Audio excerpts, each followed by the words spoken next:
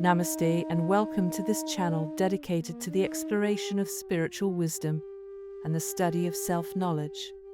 In this video, we will read out some passages from the spiritual memoir, The Heart of Everything, written by Kanchi. If you'd like to know more about the book, then check out the description down below. It has everything you need to know.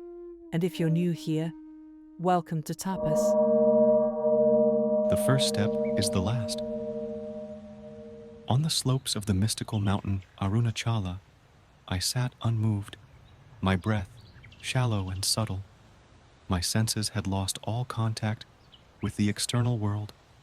In silence, I observed my mind as it flickered feebly, arrested by the powerful presence of the holy mountain Arunachala. I witnessed silently, without the slightest movement in my body or consciousness, as the intention to become arose in me. I witnessed that this intention itself is appearing with an old friend, the I, the ego. This ego, hidden in plain sight, appears as myriad objects in the consciousness. When projected, this is itself the universe. All this I saw with my inner vision. Clearly I understood. The mind is only interested in becoming, not being. All my life I had craved for self-realization.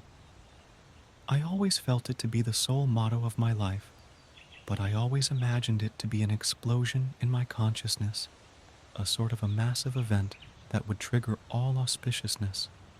I imagined this state to be a state of all power and presence. I had imagined the individual to metamorphosize into something otherworldly. But over the years, the illusions kept falling, the desires kept dropping, and finally, I had arrived at a time and place where the individual himself had completely disappeared from the equation. Self-realization for whom? Instead of gaining something for myself, I had ended up losing everything I felt was mine. Everything that was me was lost for good. Fate had brought me to this point in life. The questions that I was always seeking were, where did I come from? Why am I here? What is the purpose of my life?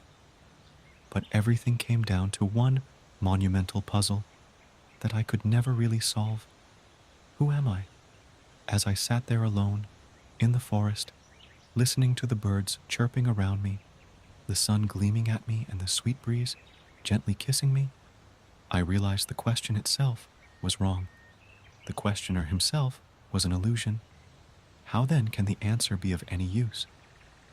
The seeker, the sought, and the act of seeking all disappeared into the one fire burning inside of me. The fire of my years of seeking and searching. This inner fire engulfed slowly but completely the idea of self-realization, the need for realization, and finally the candidate for realization. What was left behind was peace, a gentle silence, a deep ocean of unfettered consciousness. This was not the self-realization of my dreams, but a simple acknowledgement of my own. Do you ever wonder why content creators ask for you to click that thumbs up button and subscribe? It's simple. It truly does help the channel grow by increasing engagement. So please click like, subscribe, and share with friends and family.